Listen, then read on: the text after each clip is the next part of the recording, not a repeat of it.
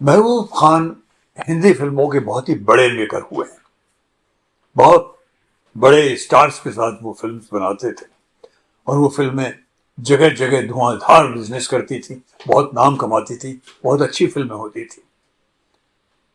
One of the best known films of Mehboob Khan साहब was mother India, जिसमें नरगिस जी ने कमाल का काम किया था। महबूब साहब की हर फिल्म से पहले स्क्रीन पर कुछ लिखा हुआ आता था और उसको शब्दों में बोला भी जाता था, और वो था, मुद्दई लाख बुरा चाहे तो क्या होता है, होता वही है जो मंजूर खुदा होता है। मुद्दई लाख बुरा चाहे, किधर इशारा था उनका, जिधर उनका इशारा था उससे मिलता जुलता पहले एक वीडियो बताता हूं। We will automatically come on the subject then of today's OTC. देखिए ये वीडियो। I don't know Mr. Raoul, so I certainly don't want to say any comments that would, be unkind. But in listening to some of his speeches and his thoughts as it relates to his ambitions, I think it's very hard for any country of any citizens to sign up or vote for a leader who doesn't speak well of his country or her country. And I found that a lot of the comments that this gentleman would make, he spoke quite negatively about his country. And I think the mark of a great leader is to recognize the value of your heritage, to recognize the value of your country. And so I would just say I believe that's why Prime Minister Modi is so beloved in India, and why he's so beloved across the world. ये video एक America की singer हैं बड़ी, उन्हें white house की official singer माना जाता है। उन्होंने एक कमेंट किया राहुल गांधी के बारे में, ये जो आपने अभी देखा। ये सुनकर के कोई भी व्यक्ति शायद ये कहेगा कि यस, कोई अगर अपने देश की बुराई करता है बाहर तो अच्छी बात नहीं, लेकिन ये इतना झूठा वीडियो है, इतना गलत वीडियो है, इसमें मुझे बहुत आपत्ति हुई और इसकी शिकायत जानी चाहिए और इसके बारे में सब तरफ से आवाज उठनी चाहिए। व्हाइट हाउस को इसका अंदाज होना चाहिए। इतना बड़ा झूठ। राहुल गांधी जब अभी हाल ही में विदेश गए थे, अमेरिका, लंबा दौरा किया था उन्होंने हमारे जो प्रधानमंत्री हैं नरेंद्र मोदी जी, उनके बारे में काफी टिप्पणियां की, उनकी सरकार के बारे में काफी टिप्पणियां की, विच वर वेरी क्रिटिकल। आलोचना की उनकी, क्योंकि उनमें एक तरह की ठीक बात नहीं थी, गलत बात थी देश के प्रति। एक सरकार की, चुनी हुई सरकार की या प्रधानमंत्री की आलोचना करना कब से गलत हो गया? अगर देश की आलोचना करे कोई तो वो गलत होता है। राहुल गांधी ने जब भी जहां भी बोला, उनसे सवाल भी किए तो आप इसके बारे में कुछ करना चाहिए, आपको बोलना चाहिए, करना चाहिए ज्यादा, तो उन्होंने नहीं, आपको इसकी चिंता करने की जरूरत नहीं है। जो पब्लिक थी उससे उन्होंने कहा वो हमारी प्रॉब्लम है, हम अपने आप सॉल्व कर लेंगे। लेकिन वो उंगली उठा रहे थे मोदी साहब पर। जब भी कहीं भी वो बोलते हैं वो मोदी साहब के लिए बोलते रहे, भारत के प्रति नहीं। ये जो व्यक्ति हैं मैरी मिलबैन, इन्होंने बिल्कुल गलत लांछन लगाया।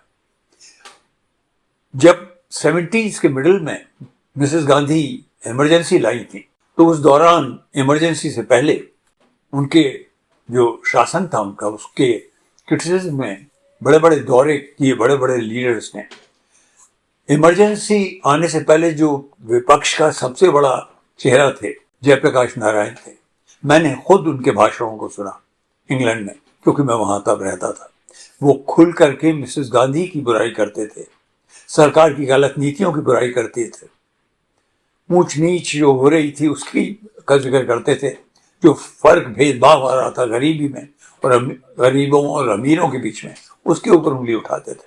उन्होंने कभी भारत की बुराई नहीं की। तो मुझे बड़ा क्षोभ हुआ, पर ये क्यों हो रहा है?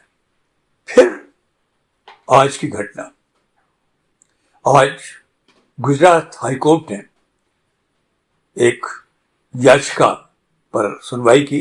वो याचिका राहुल गांधी की टीम की तरफ से उन्हें जो सजा दी गई है, उस पर जो स्टे मिला हुआ है उन्हें कि भाई जेल जाने से पहले इतना वक्त का स्टे है, आपके पास वक्त है, उसको खारिज करने के लिए कहा था उन्होंने कि उसको बिल्कुल खारिज करके उन्हें मुक्त किया जाए इस चीज से जो उनके ऊपर ये लटक रही है तलवार, वो खारिज करने से मना कर दिया है हाई कोर्ट ने।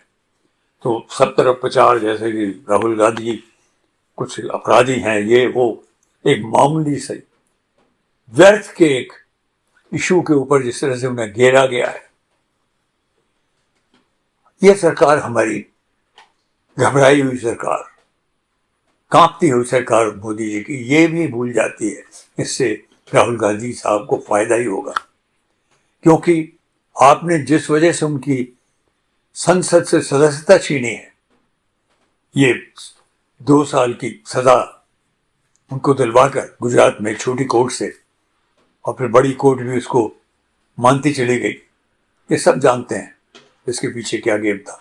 पर आपने इससे अपने ही फीट पे कुल्हाड़ी मारी है, अपने पैरों पे कुल्हाड़ी मारी है, क्योंकि इसका रिजल्ट कर्नाटक के इलेक्शन में देखने को भी मिल गया है। सबकी हमदर्दी राहुल गांधी से जोरों से जुड़ती जा रही है, मिलती जा रही है उनसे, उनके वो सबसे बड़े लीडर होते जा रहे हैं।